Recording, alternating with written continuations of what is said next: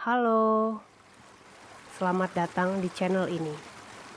Tempat di mana kita berhenti sejenak dari hiruk-pikuk dunia, menarik napas perlahan dan membiarkan pikiran beristirahat. Di sini kita tidak berlomba dengan waktu, tidak mengejar apapun. Kita hanya mendengarkan cerita dan membiarkan cerita itu berbicara kepada kita. Jika saat ini pikiranmu terasa penuh, jika dadamu terasa sesak oleh rutinitas, atau jika hari ini terasa terlalu bising, tidak apa-apa. Sekarang, izinkan dirimu untuk duduk dengan nyaman. Tarik napas perlahan dan hembuskan pelan. Kau aman di sini. Malam ini, aku akan membawakan sebuah kisah berjudul Sang Mesin. Sebuah cerita tentang manusia, tentang kenyamanan, dan tentang apa yang perlahan kita korbankan demi kemudahan. Ini bukan sekadar cerita fiksi.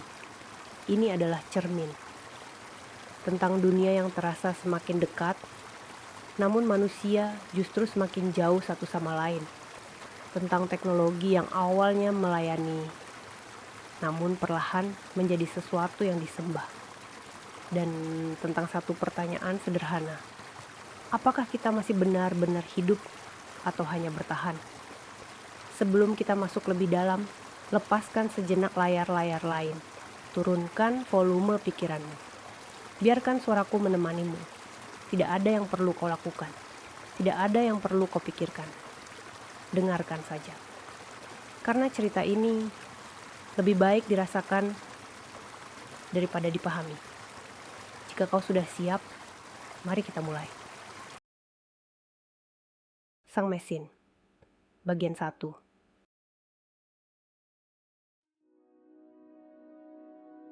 Bayangkan, jika kau mau, sebuah ruangan kecil berbentuk sel, terbuat dari bahan yang tidak tembus cahaya. Di dalamnya terdapat sebuah kursi, sebuah meja, dan sebuah layar bulat kecil. Di sana duduk seorang perempuan bernama Vashti. Ruangan itu tidak memiliki jendela. Tidak ada cahaya matahari. Udara diatur oleh mesin. Vashti hidup di bawah tanah, seperti hampir seluruh umat manusia. Ia jarang bergerak. Ia jarang berpindah tempat. Ia duduk di kursinya dan menekan tombol-tombol. Dengan satu tombol, ia bisa melihat kuliah tentang musik. Dengan tombol lain, ia bisa mendengarkan ceramah tentang arkeologi. Dengan tombol lain lagi, ia bisa berbincang dengan ribuan orang di seluruh dunia. Ia tidak pernah bertemu mereka.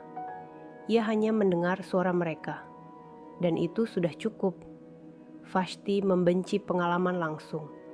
Ia membenci melihat sesuatu dengan mata sendiri. Ia membenci menyentuh benda nyata. Baginya, pengalaman langsung adalah sesuatu yang kasar, kuno, dan berbahaya. Suatu hari, layar bundar di kamarnya menyala. Seorang pemuda muncul di dalamnya. Namanya Kuno. Ia adalah putra Vashti. "Datanglah dan temui aku," kata Kuno. Vashti terkejut dan terganggu. "Apa gunanya bertemu langsung?" tanyanya. "Kita bisa berbicara melalui mesin. Itu jauh lebih baik." Namun Kuno bersikeras. "Aku ingin melihatmu. Aku ingin kau datang ke tempatku." Permintaan itu membuat Vashti gelisah. Bepergian secara fisik adalah sesuatu yang hampir tabu. Tubuh manusia sudah lama tidak dilatih untuk itu. Namun akhirnya, dengan rasa tidak suka, Vashti setuju. Ia memanggil mesin untuk mengatur perjalanan. Sebuah kapsul terbang akan membawanya ke kota tempat Kuno tinggal. Ia merasa mual hanya dengan memikirkannya. Sebelum berangkat, ia berbisik pelan, seperti doa. Puji mesin. Bagian 2. Perjalanan Vashti berlangsung cepat, namun baginya terasa menyiksa. Ia dibawa oleh sebuah kapsul terbang melalui terowongan dan ruang-ruang raksasa yang dipenuhi mesin. Ia tidak menikmati apapun. Ia tidak melihat dunia. Ia menutup mata dan menunggu sampai perjalanan itu selesai. Ketika kapsul berhenti, ia merasa lega. Ia tiba di kota tempat Kuno tinggal. Sebuah kota bawah tanah seperti miliknya sendiri. Namun dengan satu perbedaan penting. Kuno tidak hidup sepenuhnya di dalam sel. Ia menyambut ibunya dengan tubuh yang tegak, wajah yang hidup, dan mata yang ingin tahu. Ia tampak aneh bagi Vashti. "Aku ingin kau melihat dunia luar," kata Kuno. "Dunia luar?" Vashti mengernyit. "Tidak ada dunia luar. Semua yang penting ada di dalam mesin." Kuno menggeleng. "Ada sesuatu yang salah dengan mesin," katanya. "Mesin mulai gagal." Ucapan itu membuat Vashti terkejut. "Itu bid'ah," katanya tajam. "Mesin sempurna. Mesin tidak mungkin gagal." Namun Kuno melanjutkan. Ia menceritakan bagaimana ia pernah keluar ke permukaan bumi. Bagaimana ia merasakan udara langsung di kulitnya. Bagaimana ia melihat langit dan bintang dengan matanya sendiri. Vashti merasa jijik. "Itu berbahaya. Itu terlarang. Itu tidak perlu," katanya. Kuno menatap ibunya dengan sedih. "Manusia seharusnya hidup," katanya pelan, "bukan hanya bertahan di dalam sel." Ia juga menceritakan bahwa orang-orang mulai menyembah mesin, bahwa buku mesin kini dianggap kitab suci, bahwa pertanyaan tentang cara kerja mesin mulai dianggap dosa. Vashti tidak mau mendengar. "Mesin memberi kita hidup," katanya. "Mesin memberi kita segalanya." Namun Kuno mengucapkan satu kalimat yang membuat Vashti marah dan takut. Mesin tidak dibuat untuk disembah. Mesin dibuat untuk melayani. Tak lama kemudian, suara resmi dari mesin terdengar. Kuno dituduh melakukan pelanggaran. Ia akan dipulihkan. Vashti tidak membela anaknya. Ia terlalu takut pada ketidakteraturan. Ia kembali ke kapsulnya. Saat kapsul terbang menjauh, ia merasa lega meninggalkan Kuno. Namun jauh di dalam dirinya, untuk pertama kalinya, ia merasakan sesuatu yang asing. Keraguan. Bagian 3. Seiring berjalannya waktu, gangguan kecil mulai terjadi di seluruh dunia. Tombol-tombol tidak selalu merespons. Musik terputus di tengah nada. Kuliah berhenti sebelum selesai. Orang-orang menjadi gelisah. Para pejabat mengatakan bahwa itu hanya penyesuaian kecil, bahwa mesin sedang meningkatkan efisiensi. Namun gangguan semakin sering. Ventilasi tidak bekerja sempurna. Udara menjadi pengap. Lampu redup. Buku mesin, kitab yang selama ini dipuja, masih dibaca. Namun tidak ada lagi yang benar-benar mengerti cara memperbaiki mesin. Pengetahuan telah lama digantikan oleh kebiasaan menekan tombol. Akhirnya, mesin berhenti. Lampu padam.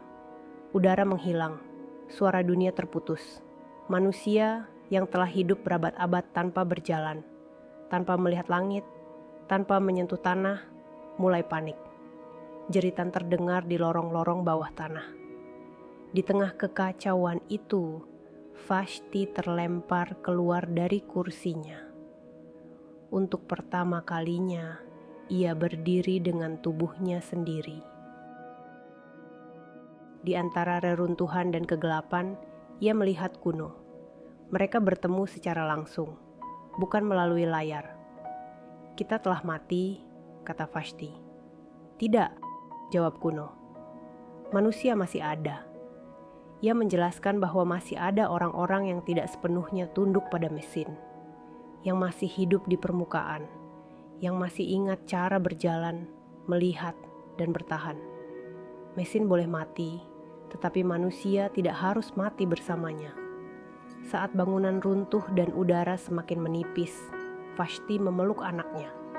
Di saat-saat terakhir hidupnya, ia akhirnya mengerti apa yang telah hilang. Bukan mesin, bukan kenyamanan, melainkan hubungan manusia dengan dunia nyata dan dengan sesamanya. Dan ketika kegelapan menelan mereka, satu kebenaran menjadi jelas. Manusia telah menyerahkan hidupnya pada mesin dan lupa cara hidup tanpanya. Terima kasih sudah meluangkan waktu dan sudah mau mendengarkan sampai di sini. Sekarang tidak ada yang perlu kamu lakukan. Cukup tetap di tempatmu. Biarkan tubuh rileks. Biarkan napas datang dan pergi. Biarkan suaranya mengalir. Biarkan pikiran pelan-pelan hening.